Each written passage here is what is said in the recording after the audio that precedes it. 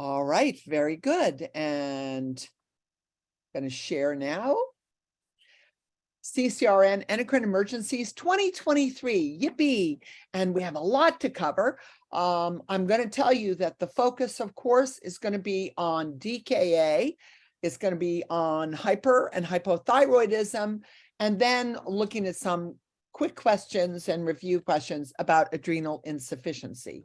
And so to begin, just want you to keep in mind that in general, the reason there's a concern about knowledge regarding endocrinology is that at some point in time, you will see and treat endocrine emergencies, and you might not even know it.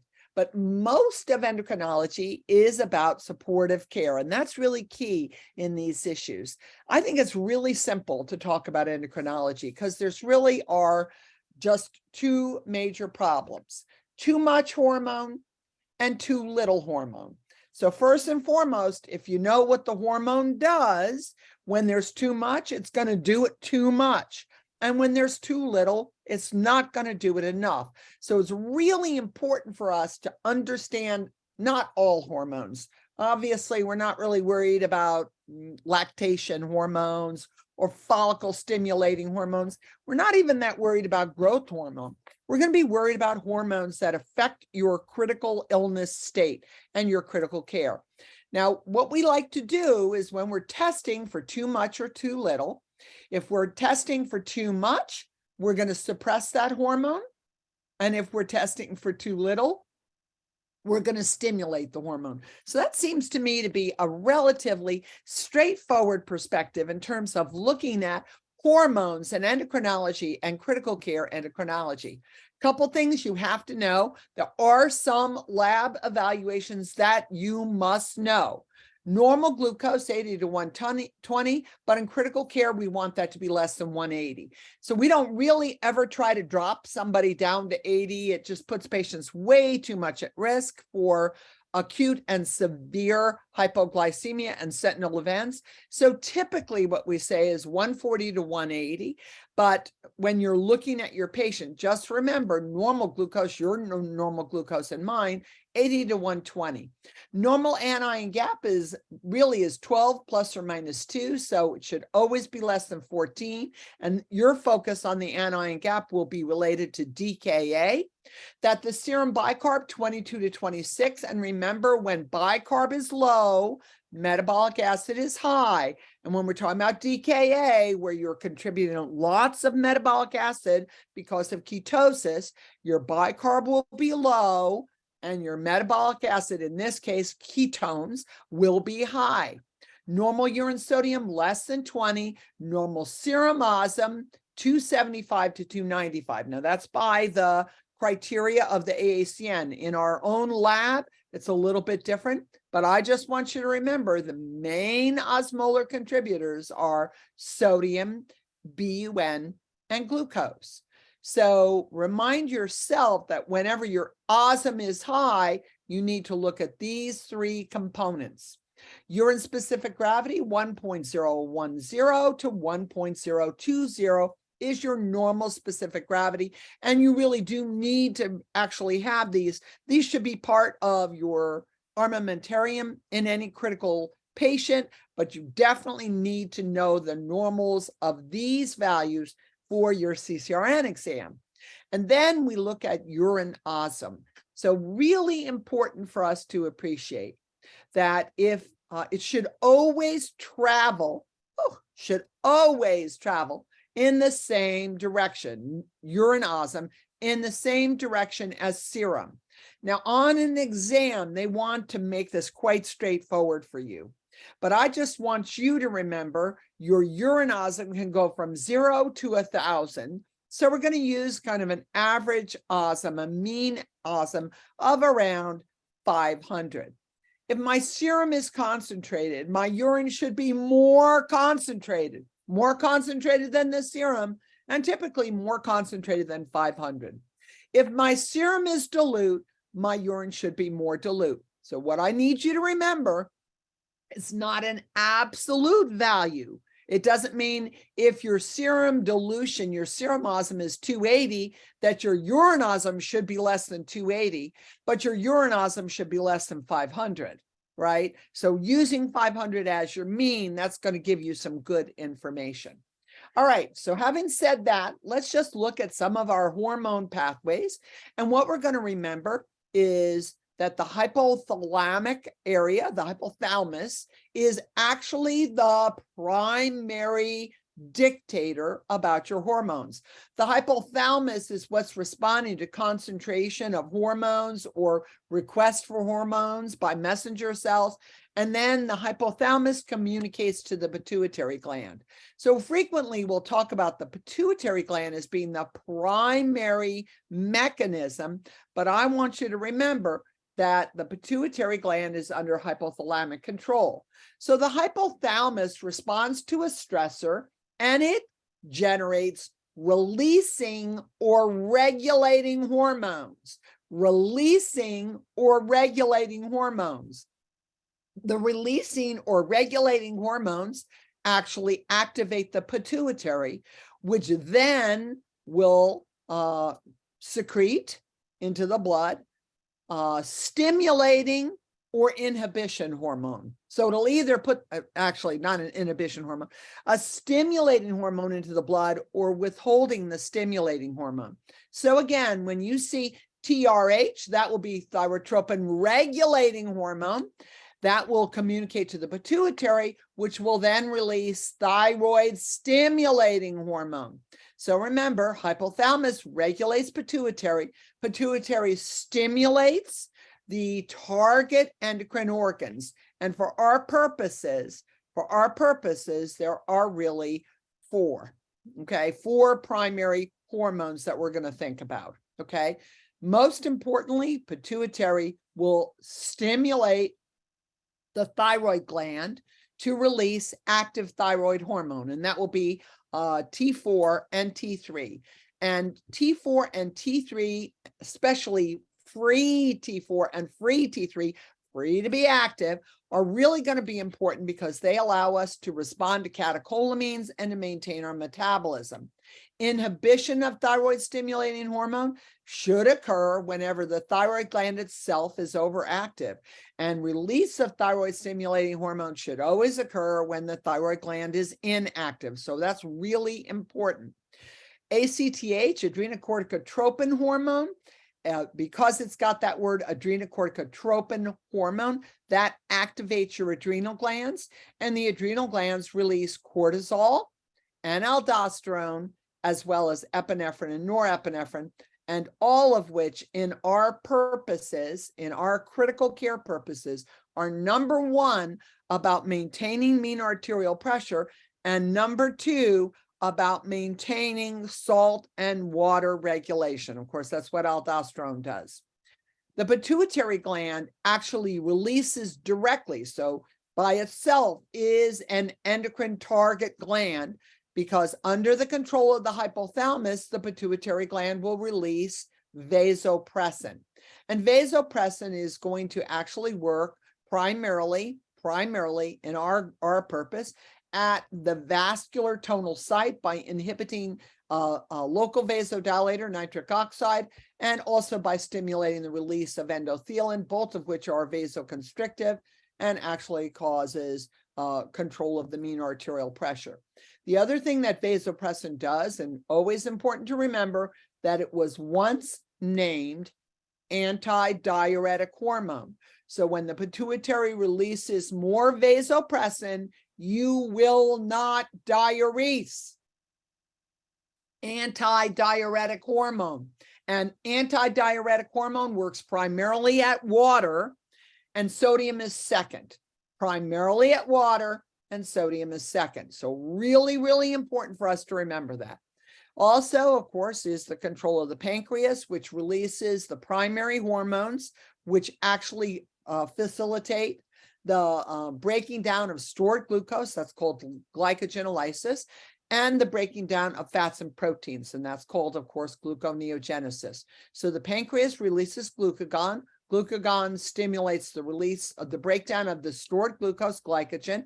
You got to have insulin to have glycogen, so that's really going to be only for type 2 diabetics as per the test. And glucagon in a person who doesn't have insulin will actually promote the breakdown of proteins and fats that's known as gluconeogenesis. And that's in order to respond to the cellular demand for glucose. And from the kidney perspective, again, we have this communication of the renal hormones. Renin, which is released by the kidney, is translated to angiotensin 1 by marriage to a hormone from the liver. Angiotensin 1 travels in the blood to the lungs, where it's converted to angiotensin 2, the most potent vasoconstrictor known to man. So, by the way, what you see here is the renal hormone, the adrenal hormones, the pituitary hormone, which affects the vasculature, and the thyroid hormone must all be synchronized and effective in order for your patient to maintain his mean arterial pressure. This is critically important when we're talking about bedside practice, real bedside practice, and also practice for your exam to really correlate the importance of these hormones in the maintenance of mean arterial pressure. Okay, so really important to we're going to just kind of get rid of this right now. Control of vascular tone, which is controlling blood pressure by changing volume distribution and by changing blood vessel diameter.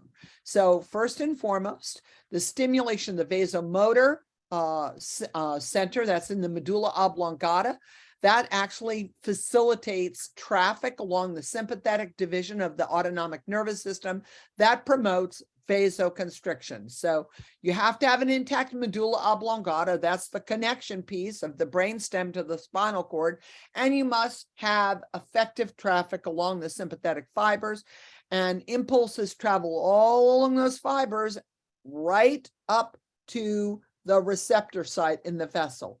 And what has to carry that impulse from fiber to receptor site are going to be your primary catecholamines, norepinephrine and epinephrine. And they are both released from the adrenal medulla. So if you ever wondered, how is it that somebody who has severed their spinal cord above C5 actually ever regains vasomotor tone, because they've lost their sympathetic distribution? It's because they beef up as long as they have a functional adrenal gland, the release of norepinephrine and epinephrine. So actually just visualize somebody with a C5 or above spinal cord injury as actually having their endogenous bag of norepinephrine and bag of epinephrine, because the adrenal medulla will step up its release of norepinephrine and epinephrine in order to promote vasoconstriction. So again, you have this basic control of vascular tone. And of course, I'm only looking really directly at vascular tone in relationship to the vasomotor stimulation. So anything that stimulates the reflexive response, the baroreceptors, which are responders to volume and pressure, and the chemoreceptors, which are primarily responders to the presence of acid, CO2, and metabolic acid, or the absence of oxygen. Baroreceptors responsive to volume and pressure, chemoreceptors responsive to the presence or absence of CO2 and oxygen. And then we just want to remember the adrenal medulla releases those catecholamines, which actually we think of as neurotransmitters. That's what actually sails the sympathetic nervous system stimulation across that synapse, that little space, to enact at the motor junction of the vascular receptor. Okay, so really important for us to appreciate, and the reason I started with that vasomotor tone is the difference really between the endocrine system and the nervous system. The endocrine system is chemical, and of course, the nervous system is electrical. So do remember that the integrated response here also depends on normal electrolytes, in particular sodium and potassium, which are key to depolarization and traffic along your nervous system fibers. But the nervous system is an electrical communication via depolarization, and the endocrine system is a chemical communicator. Now, there's a series of glands. They're located all over the body, and primarily these glands will regulate metabolic function, and it does that over time. So the glands are really designed for endurance, for the marathon, rather than the 400-meter Olympic trial, which is speed. Speed is more about your nervous system, and endurance is more about the endocrine system. And how lovely, endocrine and endurance. Okay, so really important for us to consider, and really this gives such power to the way we look at this, is to remind yourself that you have glands, that's like the pituitary gland, hormones in circulation, and then that responds to the actual target organs. And then the target organs communicate via the blood to the tissue, and that ends the tissue request. So again, my tissues say, I need more glucose. That communication goes all the way, hypothalamic, pituitary, and to the pancreas, and does that. That part is very rapid. And the pancreas responds by releasing glucagon. That glucagon breaks down stored glycogen, making glucose available. And if all is well and I have insulin, now the cellular demand for glucose has been answered. And so hormonal response then is reduced. So this is what we call a negative feedback mechanism, meaning that in response, you answer the call and now you no longer have to respond. So really important for us to remember that most closely involved for us with stress response and critical care is the pituitary and its control of the thyroid, pituitary and the adrenal glands, pituitary release of vasopressin, the kidney-lung interface, which is renin, angiotensin 2, and of course, pancreatic regulation of both insulin, which is pro-uptake at the cell, and glucagon, which is anti-uptake at the cell. The king of communicator, what makes all the rules is what the cells say. Cells say, I need to increase metabolism. I'm going to increase my thyroid response.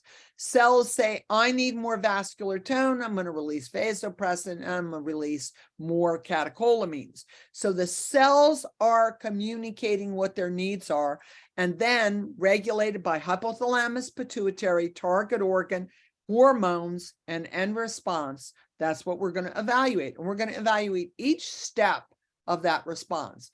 Remember, this is a negative feedback loop. So concentration of hormones are basically at a constant level.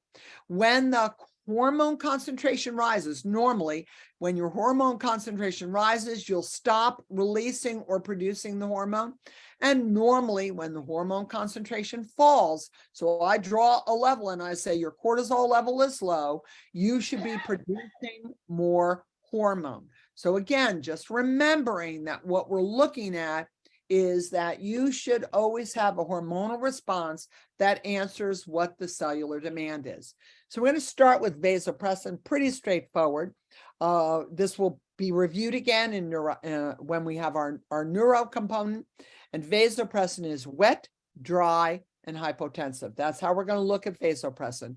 Is the patient wet? Are they dry? And are they hypotensive? So very important to remember, vasopressin, also known historically as antidiuretic hormone. Vasopressin does many things, and not everything is listed here. What's listed here is what you need to know for your exam. Vasopressin increases water permeability, meaning vasopressin, when released, it promotes the reabsorption of water at the kidney, promotes the reabsorption of water at the kidney. So it's primarily about water and secondarily about sodium. That's always important to remember. Vasopressin, water first, sodium second. Sodium follows water in a normal state. Okay, so When vasopressin is released, you will antidiurese. That means you're going to reabsorb water and your serum will get more dilute. Vasopressin is also a very potent vasoconstrictor, and it enables the uptake of your neurotransmitters. Okay, so very important as a neurotransmitter enhancer, it will actually significantly, profoundly affect adrenocorticotropin hormone, ACTH. It will affect the heart and the vasculature. It can also affect temperature and some other visceral functions. And the last but not the least is that vasopressin promotes hemostasis. So what vasopressin can do, and that's usually at a higher dose than you're giving, but vasopressin actually will promote the aggregation of platelets, meaning that for individuals who have coagulation disorders, and that would typically be hemophilia with von Willebrand factor deficiency. Now, Sarah didn't talk about that because that's really probably pretty deep into the weeds, but historically and occasionally today, there will be a question about a hemophiliac with von Willebrand's disease, and those patients actually have to take vasopressin.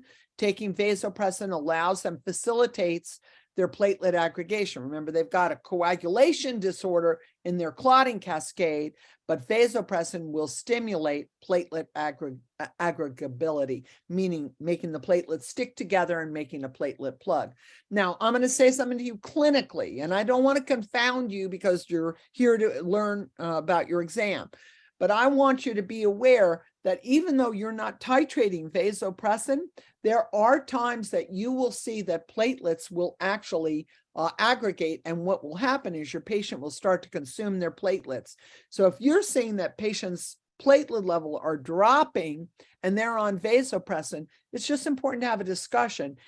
Are they using vasopressin that we're giving exogenously? We're giving you vasopressin to try to stimulate vascular tone. But what we start to see is dropping platelets. Those platelets went somewhere, and frequently they're being used in platelet plugs. So always question that. And I think the better part of valor is when you've got a patient who's got DIC, you might need to actually transition from vasopressin to another hormone for vascular tone.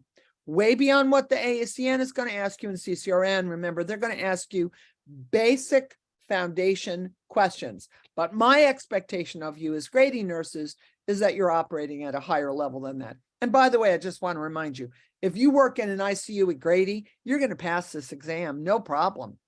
That exam is probably quite difficult for people who work in, community hospitals. But for nurses who work at Grady, you're going to do great. You're going to be great. Okay, two types of vasopressin receptors, V1 and V2, and V1 has further classification. And the only reason you want to understand that is that V1 is divided into A and B. V1A receptor is found in the arteries. V1A found in the arteries, the vascular smooth muscle, primarily arterial, some low level of venous stimulation, but it is primarily arterial, and it is a direct vasoconstrictor. So what our expectation is that when we start a patient on vasopressin, we should see their blood pressure go up. We should also see that they will increase ultimately their cortisol levels and their epinephrine and norepinephrine level. And the most important component of vasopressin for blood pressure is that you increase sensitivity of the receptor sites to the circulating catecholamine. So I've got a patient, I started him on 4 of norepi, he's now on 24. Started him on 2 of epi, he's now on 8 of epi, he's on 8 of epi and 24 norepi. You would have already started that patient on vasopressin. You would have started that probably right off the bat.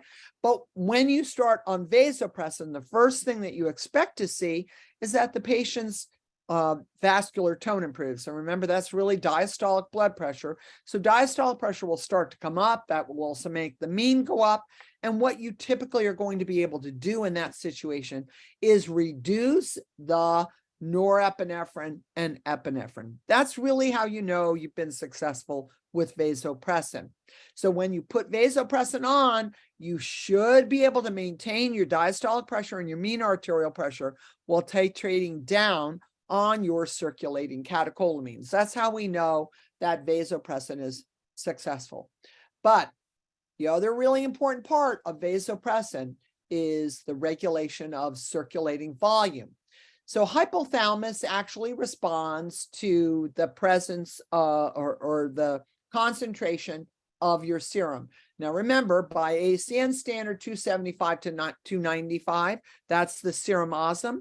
So if my serum osm is high, that stimulates my osmoreceptors. Also will stimulate my atrial stretch receptors, and then the pressure receptors here in the aortic arch and the carotid artery. So we have osmoreceptors that respond to increase in osmolality or decrease in blood volume. The baroreceptors respond to the pressure, which is related to that volume, and the atrial stretch receptors respond to the atrial filling. And all of that is going to communicate to the hypothalamus and say, help, help, help. I need vasopressin. So whenever you are serum concentrated and or you have a reduction in blood volume, which means serum concentrated, the pituitary gland will be stimulated by the hypothalamus to release stored vasopressin. Vasopressin is made in the hypothalamus, stored in the pituitary. So very important to remember, anything that disrupts hypothalamic pituitary connection and function, like increased intracranial pressure, subarachnoid hemorrhage, anything that disrupts hypothalamic pituitary regulation can cause a disruption in vasopressin release or withhold. So really, really important to remember, if my blood is concentrated, I should have more circulating vasopressin because that actually will promote water reabsorption at the kidney to dilute the serum. Now, that's really important. I expect vasopressin to keep my serum osm constant. Okay? I'm going to say that again. Vasopressin should keep my serum osmolality constant. That's really important. Now, that's outside of looking at somebody who has acute kidney injury. That's a different problem because the kidney now is failing to regulate the water. This is just from an endocrine perspective, okay? With an endocrine perspective, we have two primary disorders related to vasopressin, and these are really actually related primarily to any type of cerebral injury. So always remember that you're going to think about this with cerebral injury, and in most circumstances, it's related to subarachnoid hemorrhage and intracranial bleeds. Okay, so we're always going to consider that. Diabetes insipidus, by the way, has nothing to do with glucose. Nothing. So don't confuse that. Diabetes insipidus means this looks like diabetes because all you're doing is urinating. You are urinating. You are losing water, losing water, losing water, and some electrolytes follow water, but it's primarily about the inability to retain water. Diabetes insipidus, you are polyuric and you cannot retain water. Now, because you are losing aggressive amounts of water, your sodium will be elevated. Your sodium is a major component of your osm. So again, you're looking at a question that says serum osm is 320. They're going to give you BUN, sodium, and glucose. And when it's diabetes insipidus, your sodium is going to be very high because you're losing water out of balance with sodium regulation. Diabetes insipidus cannot retain water. You have a high sodium and a high osm, and your patient is actually in hypovolemic shock. There are two different kinds of diabetes insipidus. One is about the failure cranial, which is about the failure of vasopressin regulation. Okay. And the other one is about the kidney. So typically the way we communicate that, I don't know if I made a mistake here, but typically the way we communicate it is nephrogenic or central cranial. Central cranial is one thing, and then the other is nephrogenic. So if I've got acute kidney injury, it doesn't matter how much vasopressin I have, my kidney isn't responding to it because I've lost the receptor site integrity at the kidney. With AKI, I'll have what's known as nephrogenic diabetes insipidus, and that's typically polyuric AKI or polyuric nephrotoxic acute tubular dysfunction. Okay, so I don't want to confuse you. I just want you to remember diabetes insipidus cannot retain water, making lots and lots and lots and lots of urine. It's bad urine. My serum is concentrated, but my urine is dilute. Serum concentrated, urine dilute. That should never happen. If your serum is concentrated, your urine should be concentrated. But here, your serum is concentrated, your urine is dilute, and you cannot retain water. That's diabetes insipidus. Now, the other form that we see, other problem that we see related to vasopressin in the ICU is SIADH, the syndrome of inappropriate antidiuretic hormone, which means patient cannot excrete water. So diabetes insipidus can't conserve it. SIADH can't excrete it. I have too much vasopressin and I'm holding on to water. Okay. I'm holding on to water. So what's going to happen is in a question, you will see that the serum osm is low, and typically your serum sodium will be low as well. And your patient has every single circumstance that tells you that their volume overloaded. Their CVP is high, their neck veins are distended, they have ascites, they have high intracranial pressure, they have bilateral edema, they are volume overloaded. Now, there's another condition, cerebral salt wasting, which I think is really, really important for you to know about, but it will not be on your exam. It will be on, if you were taking the CCRN, the neuro exam, it would definitely be on that, but it's a little bit more intense. So please don't worry about it. I am going to explain it very, very generically, but what you want to worry about, issues with vasopressin, always suspect with neurologic injury. Diabetes insipidus cannot retain water. Sodium is high. Patient is dehydrated. SIADH cannot excrete water. Low sodium volume, overloaded. And so osm is low, sodium is low, patient is volume overloaded. So I always say diabetes insipidus is dry and high. Okay? Dry and high. I'm urinating like crazy. And it is the most common cause of hypernatremia outside of hypertonic saline administration, the most common cause of hypernatremia in neurologic patients. Okay, dry and high. Central DI, remember, means that you had a problem at the hypothalamic pituitary axis. Central or cranial DI means the problem is in that regulation from hypothalamus to pituitary gland, central cranial. Nephrogenic is what occurs when you have a reduction in the kidney response to ADH, okay? Really, really important. Just remember, you're dry and high, okay? You're wasting water, and your sodium and your osm are elevated. Wasting water, sodium and osm are elevated. That's diabetes insipidus in a nutshell. Okay, so the typical picture, although you may not see that by the time you see the patient, is that they will have significant and profound urination, polyuria, even though it seems really, really, really inappropriate. So on the lab, sodium is high, osm is high, and urine is dilute. Oh my God, that should never happen. If my plasma, if my serum is high, my urine should be high. Okay. Now, when we look at the urine sodium, because we're wasting more water than we're wasting sodium, urine sodium is low. Normal urine sodium, remember, is 20, but it's going to be much lower than that because salt is measured in relationship to water. The specific gravity is low, and typically your patient's urine output will be more than 3 mLs per kilogram per hour.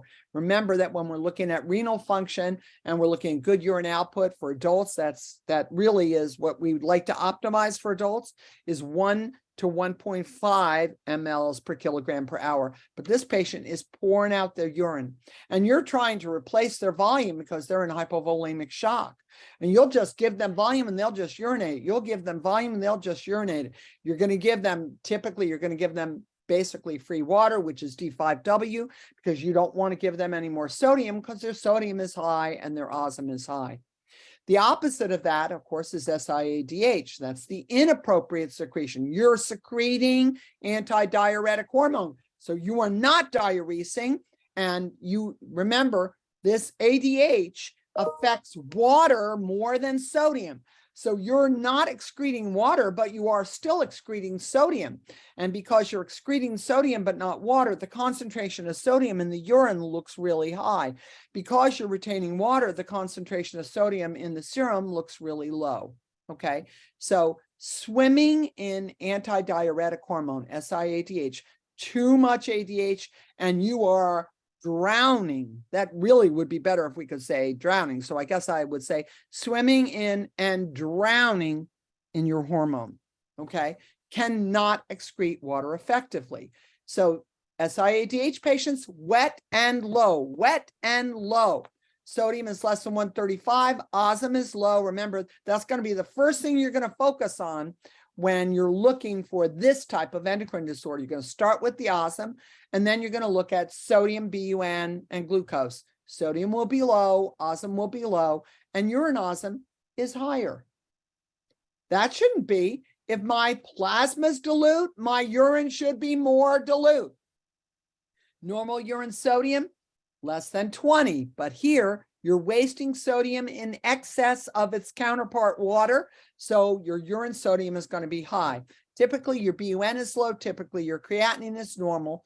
As long as you don't have renal failure, you could have that as well. And you can always look at uric acid and albumin. Those are really not components that we look at when we talk about SIADH, although the evidence says that your uric acid and your albumin will be low, and that's because they're diluted in the volume that you have. So you're very, very hypervolemic. Your plasma, your serum osm is low, your serum sodium is low, but your urine sodium is high and your urine osm is high. That should never be. Urine osm should always go in the direction of your plasma osm. So SIADH, waste water and retain salt, okay? So what we're going to want to do with those individuals, and I'm sorry I didn't really say much about DI, which is you got to give vasopressin, right? But with SIADH, what you have to do is promote diuresis, okay? You got to promote diuresis. So you're going to do that with the loop diuretic. That'll be Lasix, most particularly Lasix. You also can do more chronic treatment. That's not going to be in critical care, is lithium or democyclacine, and that's typically more chronic. And then what we're going to do with those individuals is we want to increase their sodium intake because their hyponatremia may cause significant alterations in depolarization, cardiac, vascular, cerebral. So we're going to give you sodium and we're going to promote fluid wasting, right? We're going to restrict your fluid. We're going to promote fluid wasting. And then we're going to give you, most particularly, we're going to give you 3% sodium chloride, hypertonic saline. And then we're going to follow that by Lasix. So we're going to give you salt first. We're going to follow by Lasix. And we can do higher percents. We can do 12%. We can do 24%. Just really depends on where your serum sodium is. We're always going to do emergency treatment of hypertonic saline if the patient is seizing. But the one problem is that you never want to overcorrect hyponatremia. So I think when you have your neuro talk, there'll be some discussion about the correction of hyponatremia and SIADH, but just really important to remember that whenever you rapidly change concentration gradients in the serum, you actually shift water very profoundly. And that's what happens here, is that in the myelin sheath of the pons and down through the nervous system, you may actually have lysis of the myelin sheath, which means just like your power cord from your television to the power, if that cord gets frayed, you're going to lose power. That's what the rubber around your cord, or whatever it is, rubber around your cord, is protecting that impulse that's being delivered through the cord. So when you have myelinolysis, you will lose all impulse delivery down to your sympathetic nervous system. So you basically will have almost a locked-in syndrome. Locked in means from your pons and above, you're all there. From your pons below, you have nothing. Okay. Just really quickly, cerebral salt wasting. Cerebral salt wasting, we don't really know what causes it. It's not really about cerebral cells. It's about some type of failure. And the belief is that it's a failure of sympathetic neural output, and that fails aldosterone. So you don't reabsorb sodium. So you're wasting sodium. Salt wasting means you're wasting sodium in the urine.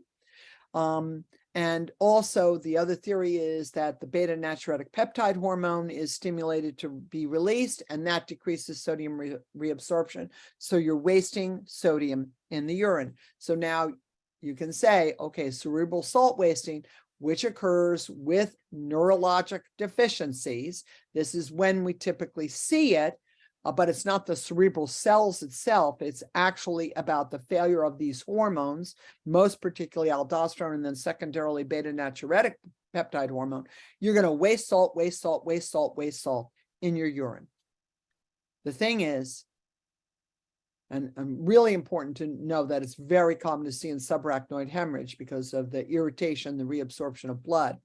Cerebral salt wasting looks a little bit like DI, and a little bit like SIADH, and it's kind of confounding because you're going to go to the bedside and you're going to say, "Ooh, the patient's making a lot of urine and he's hypovolemic.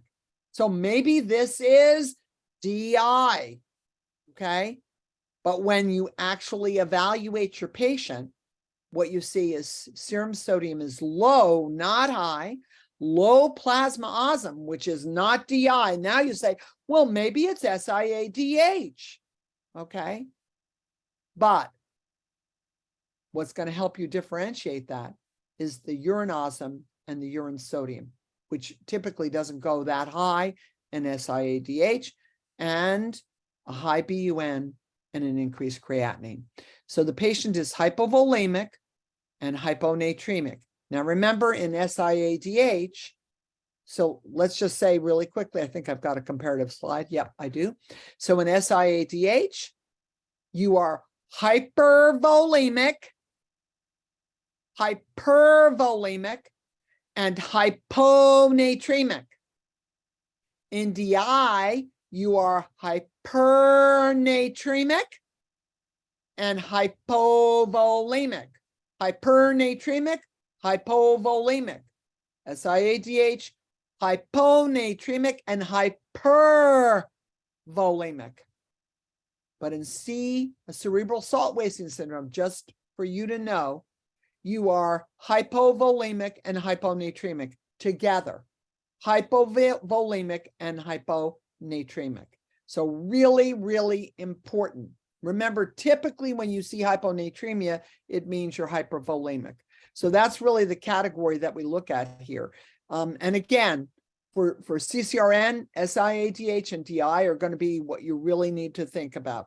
In DI, we give you volume, we give you we give you vasopressin if this is central, and we give you hydrochlorothiazide if it's nephrogenic.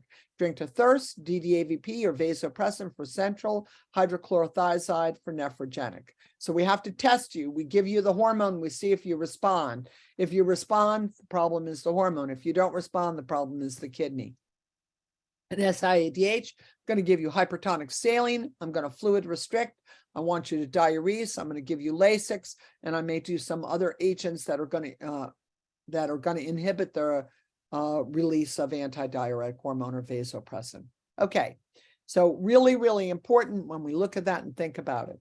Okay, second goal of vasopressin, local effects on vascular tone. So we want to remind ourselves that with vasopressin, we're going to have patients who are releasing vasopressin, or we're going to administer vasopressin in patients who have refractory hypotension. Remember, it can cause platelet aggregation. It can also cause vasopressor dependence. And always remember that when you have profound hypotension associated with metabolic acidosis, you want to give vasopressin. Vasopressin works in severe metabolic acidosis states. So you're going to choose vasopressin in those situations. Hello. Yes. Good morning. Hey, good morning. I'm about to do that right now. Yes. Yes, ma'am. Yes, ma'am. Okay. Sometimes people forget to mute themselves, and I thought they were talking to me. Okay. So really important, we're going to give vasopressin for vascular tone. And in particular, we're going to give it to patients who have refractory hypotension. So really, really important. Why do we give vasopressin?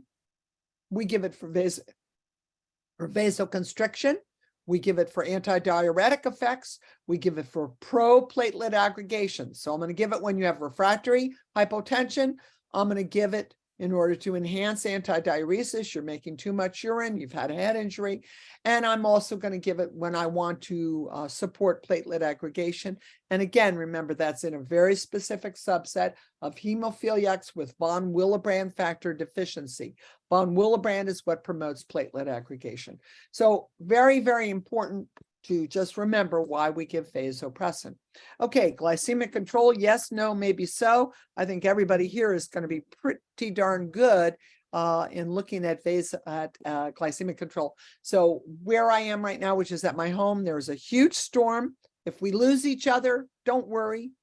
If we can't get back together, I'll just continue to record from wherever we left off, and we'll put that right onto the virtual site, the CCRN virtual Grady site where you can watch it. So just letting you know, having lots of thunder and lightning. I live near Emory University, and our transmitters, just like your neurotransmitters go out with refractory hypotension, our electrical transmitter station oftentimes has some problems because they're supporting all of Emory University. Okay, so think about your pancreas. Pancreas is both endocrine and exocrine. That's very important. And the structures of the pancreas secrete insulin and glucagon. And what I want you to remember, insulin is necessary for transporting glucose into the cell, and glucagon increases available blood glucose to support the serum, but it actually can limit the cellular uptake. So insulin supports serum glucose into the cell. Insulin helps me to store excess glucose. Glucagon breaks down excess glucose, increases the glucose level in the serum, and hopefully that increases the glucose into the cell. So very, very important for us to remember, there are a couple of counter-regulatory hormones. You're always going to think about this when you're taking care of patients. The most common one is glucagon. That's counter-regulatory to insulin. Glucagon is, remember, it breaks down stored glycogen, also stimulates the breakdown of protein and fats. Epinephrine and norepinephrine are also counter-regulatory. So when I'm going up on epinephrine and norepinephrine, my serum glucose may go up, but my cellular glucose goes down because epinephrine and norepinephrine induce insulin resistance. So situationally making your patient like a type 1 diabetic. Growth hormone, we're not going to worry about. Cortisol, we are going to worry about. Whenever we have an increase in cortisol, we've administered cortisol, the patient has a high level of cortisol release, they're going to actually have more glucose availability, which then may cause hyperglycemia. So we're going to think about those three hormones. And if you've been to any class with me about glucomandir or DKA or anything else, you've seen this slide before. Just want to remind you that you have to have basically three things. You have to have glucose in the serum. You have to have insulin, which actually unlocks the receptors at the cell wall and carries glucose into the cell. And you have receptors embedded in the cell wall, which must be sensitive and be able to be unlocked, okay? So type 1 diabetics, they don't have enough insulin to unlock their receptors, and type 2 diabetics have resistant receptors, okay? Type 2 diabetics lose their receptors. They may have insulin, but they've lost their receptors. So what happens with type 2 diabetics, because they have insulin, they have a lot of stored glucose, and in crisis, they will be profoundly and severely hyperglycemic. So really, really important for us to always remember 3 cell groups, brain, heart, and hematopoietic, don't need insulin to transport glucose into the cell. So every time you're hyperglycemic, your question first and foremost is, do I have adequate insulin? And do I have adequate insulin receptors? That's my question always, whenever a patient is hyperglycemic, because most cells need insulin for transport. And if there's not adequate insulin or adequate response, the cell is saying, help me, feed me, feed me. Glucagon is released. That will make your glucose go up in the serum, but in the cell it's low. Except for these cell groups, every incident of hyperglycemia will cause hyperglycemia in the cerebral tissue, the cardiac tissue, and in the red and white blood cells. And that's why we use the hemoglobin A1C, because that tells us about long-term hyperglycemia and high cellular level glucose transport. Okay, so we talk about type 1, type 2, and situational hyperglycemic patients, okay? And what we're going to think about is patients first and foremost with insulin deficiency. Patients who have an insulin deficiency, those are for your test, it's going to be very clear. Those will be type 1 diabetics. Type 1 diabetics have insulin deficiency, so they barely build proteins and fats. They have very little glycogen, and whenever the tissue says, help me, I need more glucose, they will break down proteins and fats. So gluconeogenesis, breaking down proteins and fats, and that's what yields ketosis. Now, the problem is they have glucose in the blood, but not in the cell. The cell is starving. The cell is communicating, feed me, feed me. And now we've released glucagon and we're making more glucose available because we're breaking down proteins and fats. But without insulin, that's not going to get transported into the cell. So you're now going to add insulin to that patient. But in the DKA patient, remember, it is ketosis first, hyperglycemia second. And in fact, once you start on insulin, you will have to give your patients glucose to maintain their glucose level up until they are no longer ketotic. That is the primary key. Now, we want to remember that you're going to have lots of reasons to be hyperglycemic in the critical care unit. You have insulin resistance because you're on norepinephrine and epinephrine. You have inhibition of insulin secretion that occurs primarily with epinephrine. You are breaking down stored glycogen because you have an increase in epinephrine and glucagon. And you are breaking down proteins and fats, and that occurs because of both norepinephrine and epinephrine, from glucagon, from other hormones. All these things will make your patient hyperglycemic in the ICU. He doesn't have to be a type 1 diabetic or a type 2 diabetic, but a hyperglycemic critical patient is going to need insulin. They need insulin.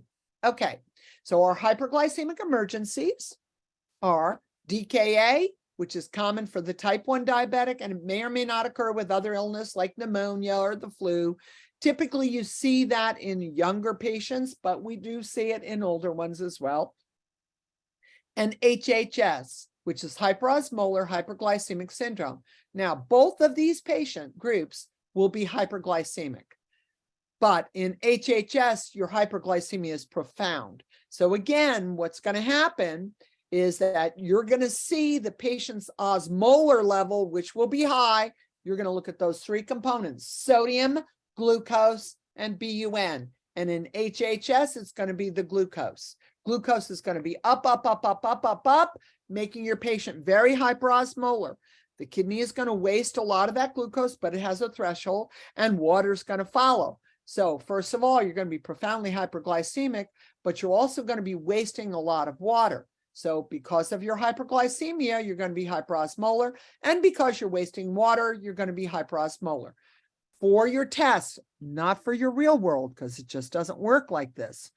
For your test, type 1 diabetics in crisis, DKA, type 2 diabetics in crisis, HHS, not true in the real world, but for a test, That's how it's going to be divided. Okay. So DKA typically presents rather rapidly, usually in less than 24 hours. And when you're looking at that patient, they have acetone breath, they have nausea and vomiting. Oftentimes they'll have abdominal pain, and they will have compensatory breathing for their metabolic acidosis. Remember, they're in ketosis. Ketosis, breaking down fats and proteins, but primarily fats, yields ketones and metabolic acid. So my patient is compensating for that metabolic acidosis. But what you really need to do here is you got to stop ketosis and give them fluid. So to stop ketosis, you got to give insulin, and then you also will have to give glucose support. With HHS, often that takes a couple of days, and it's usually related to some primary or secondary illness, and they have polyuria. So they're going to complain. They're going to say, over the last 3 days, I've been urinating 30 times a day. Can't even get to the toilet. I'm so thirsty. They've lost weight. Or you might see them. Mama's been found down. Mama was found down. She's got mental status changes. She might be stuporous or even comatose because she's so dehydrated with such severe hyperglycemia. So really, really important. In DKA, you can be hypovolemic, but your primary problem is ketosis. In HHS, you typically are not ketotic, or it's very mild, but you are profoundly hyperosmolar and hyperglycemic, and you are in hypovolemic shock. So here I have acidosis from the breakdown of lipids, and here I'm in hypovolemic shock. Don't really have ketosis. All I need is fluid and insulin. DKA, I need fluid, insulin, and I need for you to keep my blood glucose above 150 until I stop breaking down my fats. Okay, so basic diagnostic criteria is all based on what I've just said. DKA, glucose usually greater than 250, but less than 600. Usually. Very acidotic pH, bicarb is low, ketones are positive, but the most important thing for us, most important thing is the anion gap.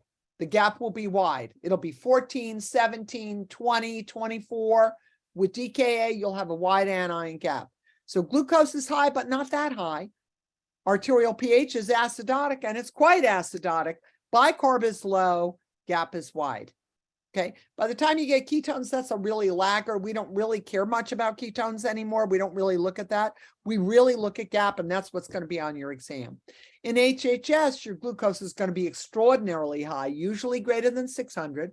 And they typically, their pH may be a little low, but it's typically not profoundly acidotic unless they are in such severe hypovolemic shock that they're hypoperfused. And again, on a test, it's going to be simple. Greater than 600, pH greater than 7.3, bicarb greater than 15, really don't have any ketones, very concentrated serum, but the gap is normal, okay? So in terms of looking at an exam, focus on the glucose level, focus on the pH, the bicarb, and the anion gap, okay? DKA, key letter here, acidosis, wide anion gap, low bicarb, low pH. HHS, hyperosmolar, high glucose, normal pH, relatively normal bicarb, and not an anion gap. Pretty straightforward. So I'm going to give you insulin, DKA, because I want to stop your ketosis. And secondarily, I want to control your glucose. I also have to be concerned about your potassium levels because potassium shifts out of the cell in metabolic acidosis. As I treat that with insulin and volume, potassium will shift back into the cell. So I've got to keep an eye on your potassium levels. And if your potassium is less than 4, I'm always going to start insulin and volume and potassium all at the same time. Got to keep your patient's blood glucose up until their ketosis is gone. So, on the exam, it'll just say, are you going to give D5LR or are you going to give D10? Yes, you're going to do those things. I'm not going to ask you what the level is because every hospital is different. For all other hyperglycemias that are not DKA, so for us at Grady, we have a DKA protocol, we have a non-DKA protocol. Non-DKA means you don't have ketosis. So for all other hyperglycemias, doesn't matter what they are, doesn't matter if you're type 1, type 2, non-known diabetic, if all you have is hyperglycemia, but you don't have ketosis, we're going to give you insulin to control your glucose, and we're going to give you volume. So that's really, really important. DKA, we're focused on the ketosis and the glucose. All other hyperglycemias, we're focused only on the glucose, and we're going to give you volume.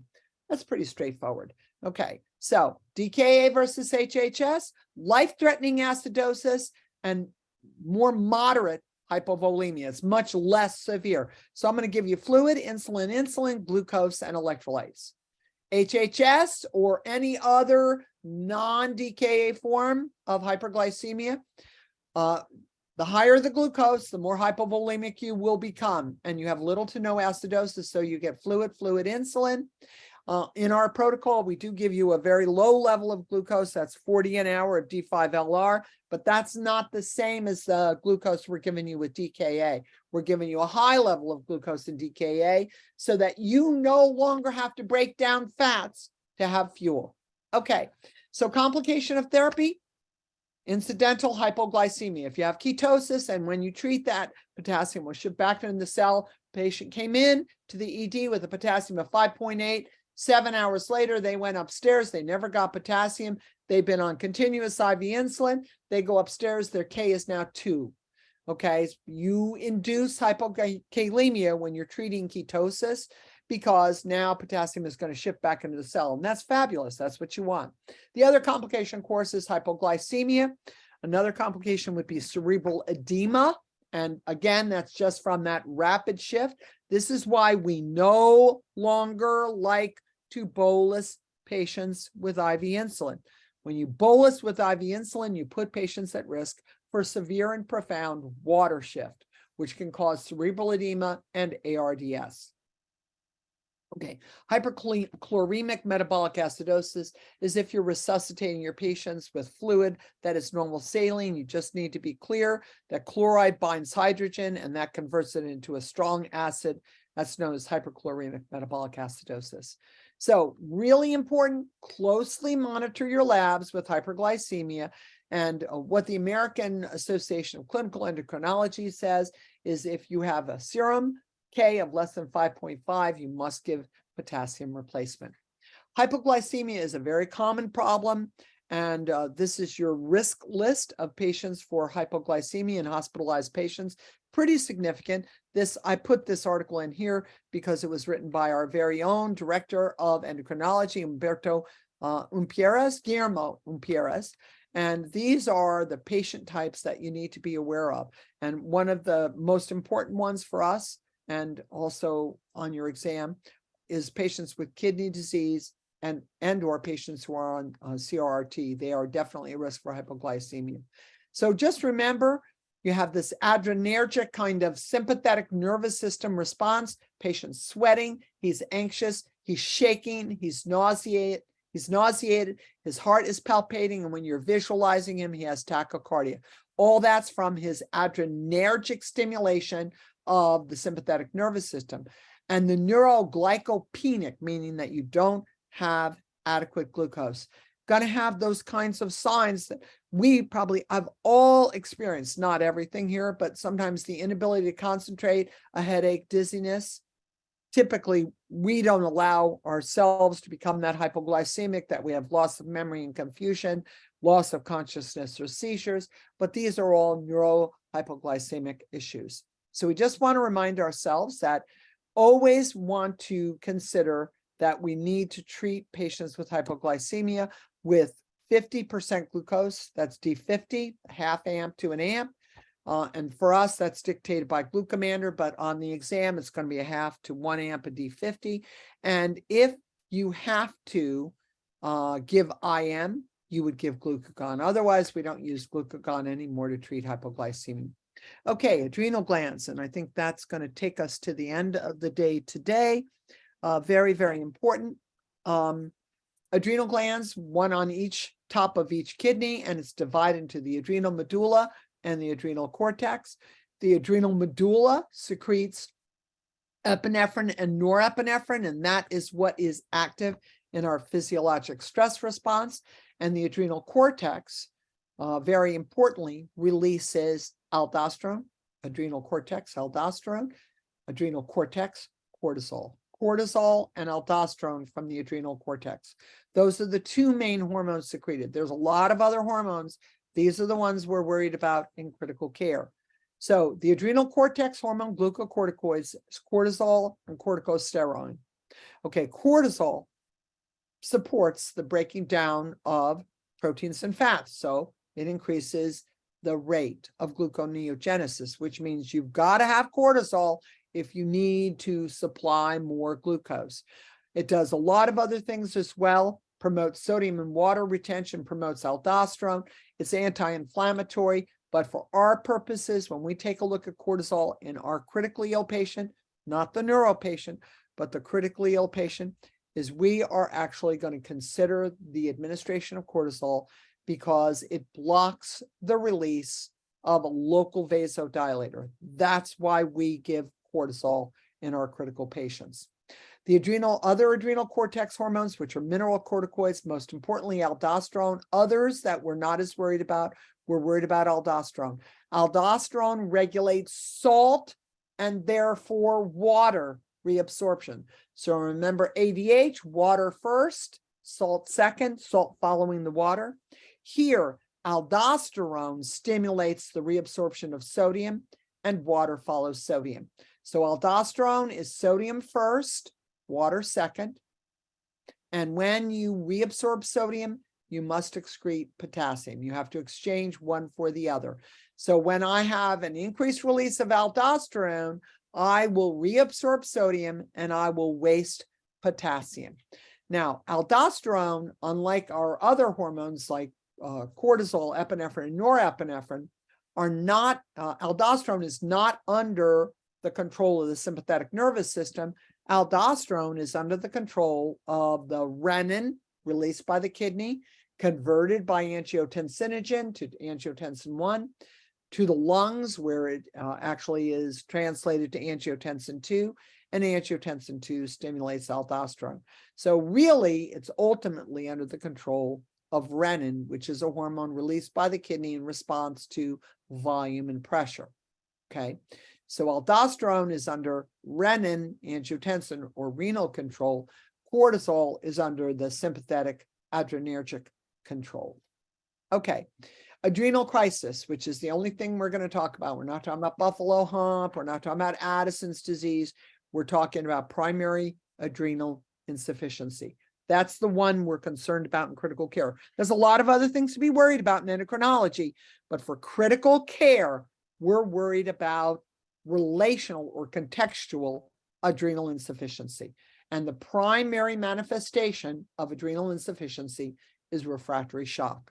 Now, that means you come to the bedside to a patient that you're titrating epinephrine, norepinephrine, et cetera, and their glucose is normal to low, you should immediately think adrenal insufficiency. When you're titrating epinephrine and norepinephrine and the adrenal glands are functional, you're going to have hyperglycemia because remember, they stimulate gluconeogenesis and insulin resistance. But here, if you are not releasing cortisol, your blood glucose is going to go down. So they have refractory hypotension and hypoglycemia. Always think adrenal crisis. Okay, hypotension, very prominent. Hypoglycemia, very common. Okay, hypotension, hypoglycemia, always consider primary, or actually it could be primary, secondary, or tertiary. Doesn't really matter. Hypotension, hypoglycemia, always think adrenals. Always think adrenals, okay? May not have other abnormalities, but oftentimes what you have when you have a primary or secondary adrenal insufficiency is you're not releasing cortisol, which is why you became hypotensive and you're hypoglycemic because you're not releasing cortisol. You're also not releasing aldosterone, which means you're going to waste salt and retain potassium. So the four common things 4 common things: vasopressin-resistant hypotension, hypoglycemia, hyponatremia, hyperkalemia. Okay, really important. Now, I'm not saying hypoglycemia like 60 or 70 or 40 necessarily. I'm saying you've got a patient who's got vasopressors hanging, who's critically ill, who is tachycardic and hypotensive, and your expectation is that without insulin, this patient should have a glucose higher than 180. But their glucose might be 100, 110, 120. By the way, you're missing those signals. You're missing them clinically. You're missing them on the test as well. So we can always do a hormone stimulation test. That's called the adrenal insufficiency test. Okay. But very, very important. What's really, really important, I've just got to quickly send this little message. Sorry, my friends. Let's see. Just have a little urgency.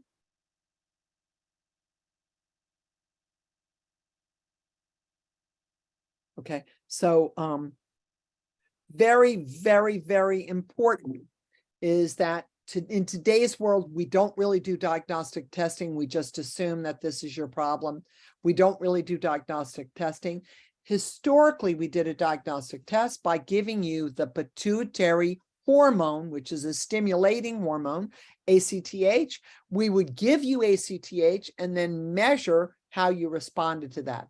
The problem is that we don't know what cortisol level you should have to survive critical illness.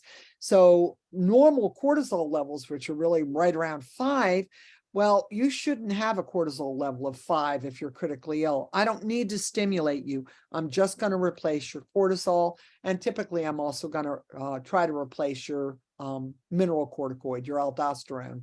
So we're going to give you glucocorticoid administration. We're going to give you 100 milligrams of hydrocortisone IV Q8 right now and then every 8 hours. Or I'm going to give you a drip with 300 milligrams over a 24-hour period. I'm going to watch your electrolytes. I'm going to watch your glucose. I may also need to give you a mineral corticoid. That would be fludrocortisone. So I'm going to give you cortisol, hydrocortisone, and fludrocortisone in order to treat your adrenal insufficiency. And then, of course, as your patient improves, they stabilize, their hemodynamics have normalized, their glucose is normalized, we're going to taper their glucocorticoids to physiologic replacements. That's going to be 15 to 30 milligrams per day, right? We're giving you about 300 milligrams per day when you have adrenal insufficiency, but always going to be really important to taper those glucocorticoids. We never withdraw completely, and we're always going to look for other endocrine dysfunction. We're going to remember that if you have a failure of cortisol, you probably, especially with primary AI, you probably also have a failure of your aldosterone. So we're going to actually support that as well. All right, my friends, that takes me to just about 10 o'clock. I have 4 minutes left. I'm going to just do everything I can to just kind of talk about the thyroid gland, which is the second largest endocrine gland in the body, second only to the pancreas, and of course, located at the base of the neck, and it's controlled by the hypothalamic regulation, TRH, thyrotropin releasing hormone, and the pituitary gland, thyroid stimulating hormone. Okay, so the active hormones are T3 and T4. T4 has 4 iodine bonds, so it doesn't have any physiologic receptor that can bind. T3 has 3 iodine bonds and 1 that's free. T3 and free T3 are really the metabolically active thyroid hormone. And these hormones regulate metabolism. So I just want to make sure you appreciate T4 is the reserve. You have to remove an iodine to become T3, and then free T3 is free to be active at the cellular level. T3 is the active form, T4 is the reserve form, okay? And then we look at the thyroid stimulating hormone from the pituitary gland to just give us a basic evaluation. TSH, T4, T3, okay? TSH, T4, T3. Now, let me be sure you appreciate I'm making that really simple. There are literally 20 or 30 different hormones that are released from the thyroid gland and lots of different things for us to study. But we're just going to talk about TSH, T4, T3. Okay. So really common, very common to see either severe excess or severe deficit in critical care. Hyperthyroidism in critical care, everything is fast. Heart rate is fast, blood pressure is high, patient is super sweaty, they're really nervous, and they are consuming a lot of glucose. So they're hypoglycemic. When we look at them, what we typically will see is that the pituitary gland will withhold its stimulating hormone, so TSH is low. Hyperthyroid patients are super responders to catecholamines. The smallest little drop of catecholamines will make their blood pressure go up. Everything is fast, fast, fast, fast. The only two things that we look at that are low, glucose is low, TSH is low. And that's again for your test because it's much more complex than this. Okay, hyperthyroidism, everything is fast. Patient is a super responder. Two things that are low, glucose levels and TSH. Hypothyroidism in critical care, everything is slow and you're not metabolizing your glucose. So you'll have bradycardia, hypotension because everything is slow and you're refractory to catecholamines. You'll have hyperglycemia. You'll have cold intolerance. You'll be really cold. You're going to have a lot of trouble maintaining your temperature. Sometimes we see patients who come into the ECC, their temperature is 34, 35 when they have a severe hypothyroid crisis. These patients are refractory to catecholamines. Hyperthyroid, fast, fast, fast, two lows, hypoglycemia and TSH. Hypothyroidism, low, low, low, low, two highs, hyperglycemia and TSH. Pretty straightforward, pretty straightforward. So we're going to look at all sorts of different things to tell us, okay? You're hyperthyroid. If you have a high free T4 or free T3, your thyroid is over-responsive, but your TSH should go down, okay? Your TSH should go down because you don't want to stimulate anymore, okay? TSH should go down. So if the problem is that your thyroid gland, T4 and T3 are going to be up and TSH is down.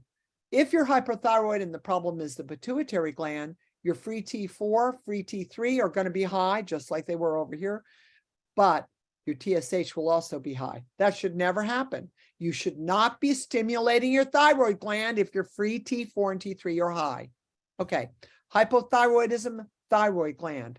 Free T4 is low, TSH is high. Stimulate, stimulate, stimulate. Come on, let's go. Thyroid gland, make some thyroid hormone now. Okay, well, no, thyroid's not responding. Okay, hypothyroidism, the pituitary gland, not the thyroid. That should be pituitary. So if you've got your hand out, change that.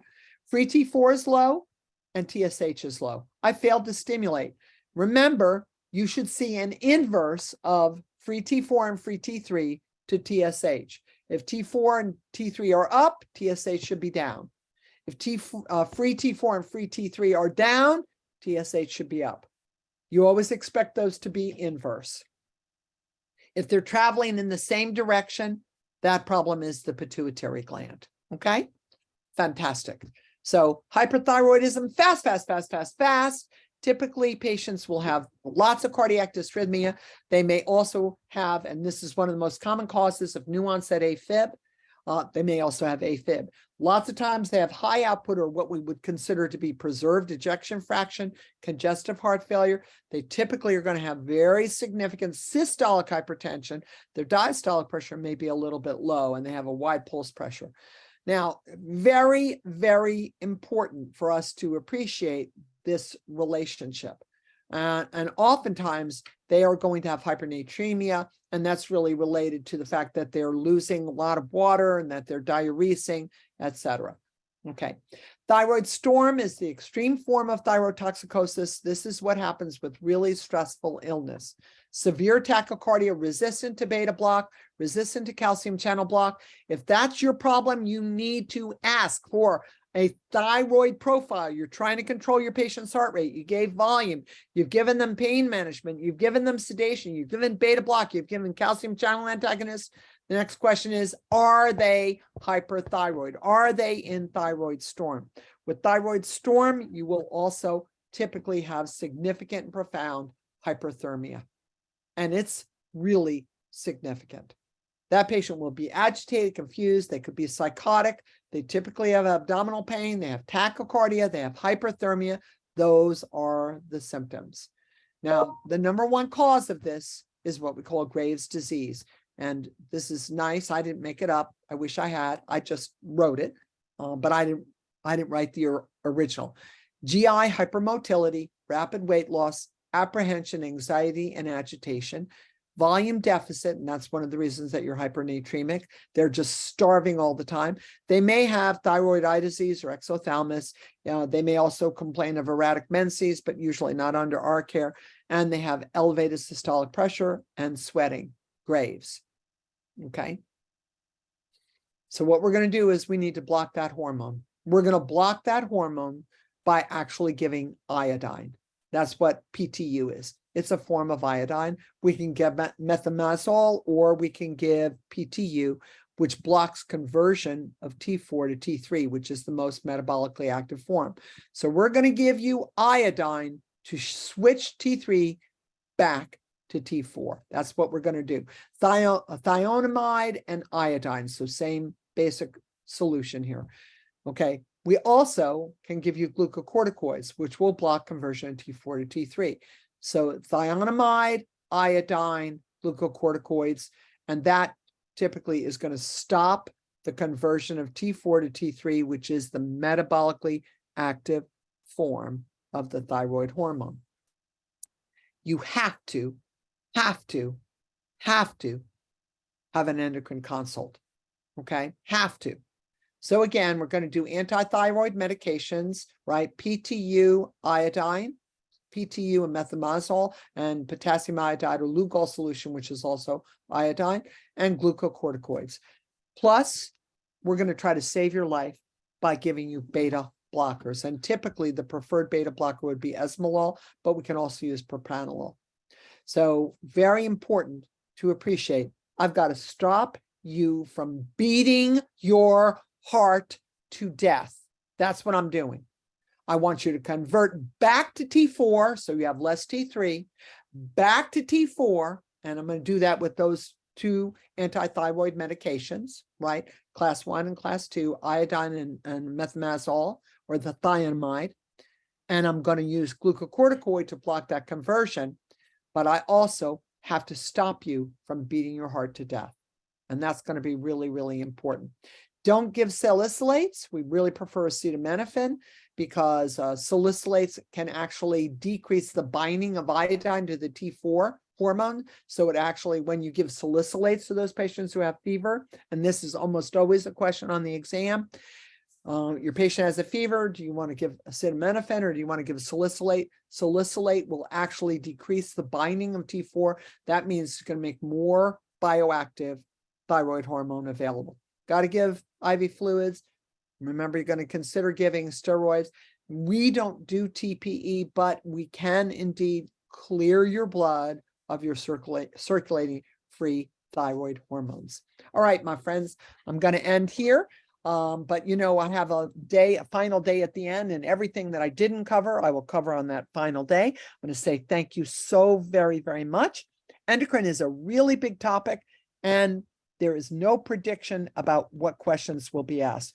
Won't be that many, but the focus will be DKA, DI, SIADH, thyroid storm, or acute thyroid hypothyroidism, which would be myxedema coma, and adrenal insufficiency. And those questions actually may be peppered into other questions or comments that aren't considered part of endocrinology, but might be considered part of cardiovascular or part of renal, which is why we have to really think about endocrinology as a theoretical underpinning of your ability to survive critical care.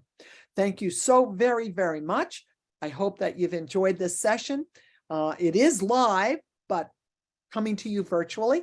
And next week, we will return back to Steiner Auditorium for our live session next week.